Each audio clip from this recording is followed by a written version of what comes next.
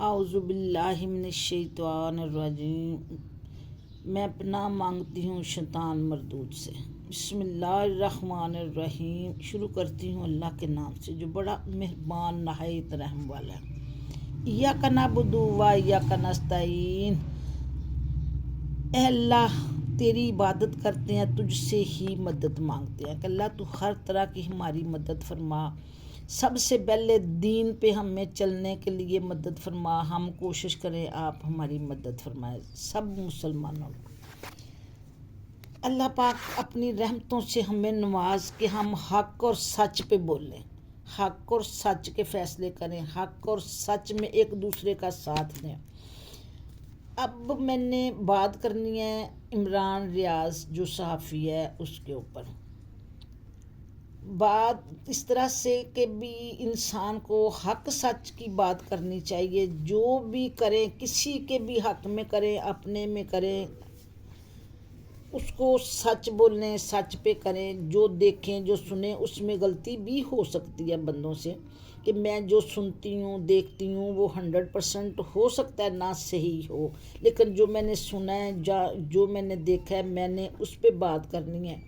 کہ وہ عمران ریاض بھائی ایک صحافی ہے، خبر امید کرتی ہوں کہ وہ حق اور سچ کی دیتا ہے، تو جن لوگوں نے ان کو پکڑا، جنہوں نے اس پہ ظلم کیا، زیادتی کی، خدا کے بندو اللہ کو کیا جواب دینا۔ آپ نے ارشد شریف پہ جو ظلم کیا، اتنا ینگ خوبصورت بندہ، اتنا ذہین بندہ، اس کی فیملی، اس کی ماں جتنی دیر زندہ رہے گی، آپ لوگ زندہ تو رہ سکتے ہیں جنہوں نے اس کو قتل کیا، لیکن ضمیر پہ اپنے پہ آپ گواہی نہیں دے سکیں گے کہ ہم زندہ ہیں، کہ اس کی ماں جب تک زندہ رہے گی آپ اس کا دل بد دعائیں دیتا رہے گا، وہ منہ سے نہیں بھی نکالے گی۔ جو اس کا دل دکھی ہے وہ ہر وقت تکلیف میں ہے۔ وہ کہتے ہیں چولہے میں آگ جلے تو اس کا سیک اور دھواں ضرور نکلتا ہے، اور وہ کہیں نہ کہیں پہنچتا ہے، پتہ چلتا ہے کہ کہیں آگ جل رہی ہے۔ تو وہ اتنی دکھی عورت، اس کا جو تکلیف کا سیک ہونا ہے، دھواں ہونا ہے، وہ ان لوگوں تک پہنچتا رہنا ہے جو اس کو جنہوں نے اس کو قتل کیا۔ پھر میں واپس آتی ہوں اپنی اس بات پہ عمران ریاض پہ کہ اس کے والدین بوڑھے بزرگ ہیں، کسی کے کتنے بھی بچے ہوں، اس کے ایک بھی بچے کو تکلیف ہو تو ماں باپ کو اس سے بڑی کوئی تکلیف نہیں ہوتی۔ آپ لوگوں نے اس کو بے گناہ پکڑا، اس کو اتنی اذیت دی، اور اس کا کوئی گناہ تھا تو اس کے اوپر کیس چلاتے۔ جو ہمارے ملک کی عدالتیں ہیں وہ عدالتیں کیس چلاتی، وہ دنیا کو بتاتی کہ اس بندے نے یہ غلطی کی ہے، وہ اپنی صفائی پیش کرتا۔ یہ جو خفیہ اداروں نے اس کو پکڑ کے، یقیناً ان کے پیچھے ہاتھ تو دشمنوں کا ہی ہوتا ہے جو جیلس ہوتے ہیں۔ دشمنی یہ ہے، کوئی جائیداد کے مسئلے تو نہیں ہیں، صرف یہ جو جیلس ہوتے ہیں تو ان کے وجہ سے اس کو پکڑ کے اتنی اذیت دی، اس بیچارے کا کیا حشر کر دیا ہے۔ آج میں نے وہ حسنین کا پروگرام سنا، وہ کہتا ہے میں ملاقات کر کے آیا ہوں، تو وہ صحیح طرح ابھی تک بول نہیں سکتا، بات نہیں کر سکتا، اس کا جسم اتنا ویک ہو گیا جس کو دیکھ کے تصویروں میں اتنا دکھ آتا ہے۔ اتنا خوبصورت ہینڈسم بندہ تھا جس کا آپ لوگوں نے کیا حشر کر دیا۔ زندگی تو میرے اللہ کے ہاتھ میں ہے، بے شک موت کا ٹائم مقرر ہے، ایک سیکنڈ آگے پیچھے نہیں ہو سکتا۔ اگر اس کی زندگی لکھی تھی تو اس کو آپ نے زندہ ایک لاش بنا دیا ہے، لیکن زندگی اس کی اللہ نے لکھی تھی، اس کو اللہ نے بچایا۔ تو آپ لوگ اپنے ضمیر کو کیسے زندہ رکھ کے رات کو سوتے ہیں، کیسے آپ لوگ اپنے ضمیر کو سکون دیتے ہیں کہ ہم نے یہ کسی پہ ظلم کیا ہے، کسی کو ناجائز منہ سے بات نکل جائے تو اس کا جب تک اللہ سے معافی نہ مانگ لیں، توبہ نہ کر لیں، استغفار نہ کریں، سکون نہیں ملتا کہ ہم نے شاید یہ ناجائز کر دیا ہے۔ تو آپ لوگوں نے اس بندے پہ اتنا ظلم کر کے تو اس کے گھر والے، اس کے بوڑھے ماں باپ کو اتنی اذیت پہنچائی ہے، تو جو ان کی آہیں تکلیف سے درد سے نکلتی ہوئیں گی، کیا وہ آپ کو سکون دیں گی؟ اگر آج آپ کو آج سکون ملا نا تو آپ کی آنے والی نسلوں تک ان کا سیک جائے گا کہ یہ میرے اللہ کا فرمان ہے کہ کسی کے ساتھ اتنا ظلم نہ کرو کہ تمہاری آنے والی نسلوں کو بھی اس کا جواب دینا پڑے.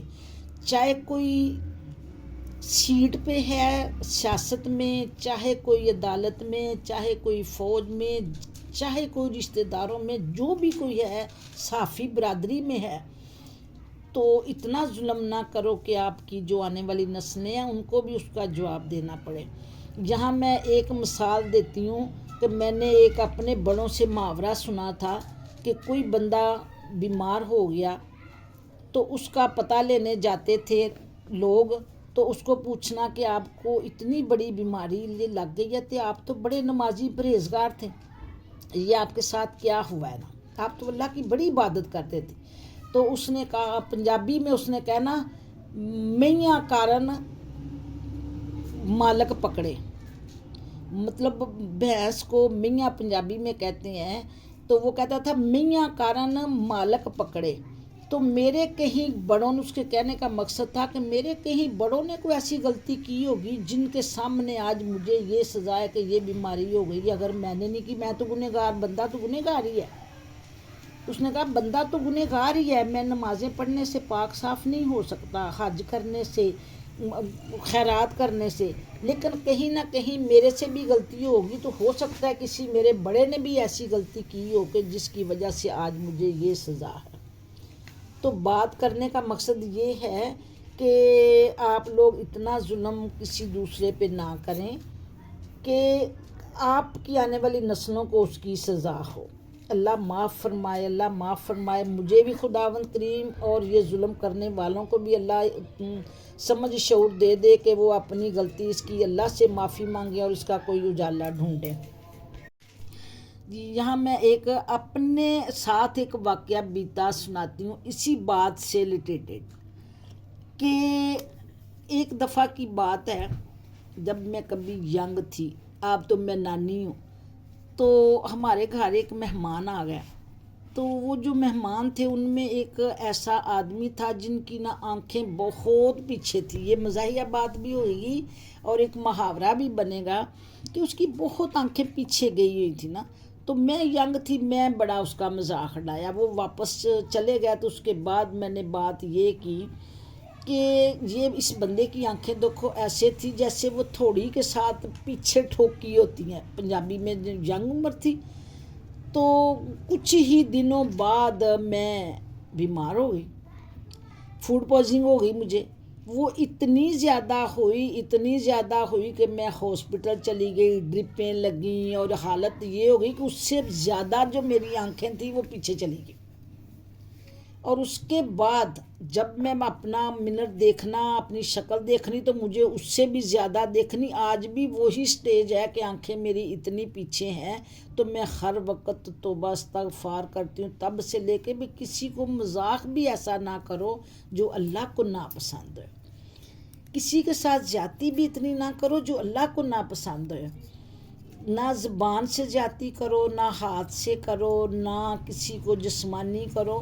تو یہ میں نے اپنا واقعہ آپ لوگوں کو سنایا کیونکہ مجھے اس میں کوئی قباحت نہیں ہے سنانے میں، کہ جہاں بندہ ایک غلطی کرتا ہے اس کو اپنی غلطی کو منظور قبول کرنا چاہیے اور اللہ سے اس کی پھر معافی مانگنی چاہیے، توبہ کرنی چاہیے کہ اللہ یہ میں نے ینگ ایج میں کیا، مجھے سمجھ نہیں تھی، میں نے تو اس کا ینگ، لیکن اللہ نے تو سمجھ دی تھی نا، عقل سمجھ تو تھی کہ بھی انسان کا کبھی بھی مذاق نہ اڑائے. اللہ کہتا ہے جب آپ کسی انسان کا مذاق کسی بھی چیز کا اڑاتے ہو تو وہ میرا ہوتا ہے کیونکہ اس کو بنایا میں نے ہے.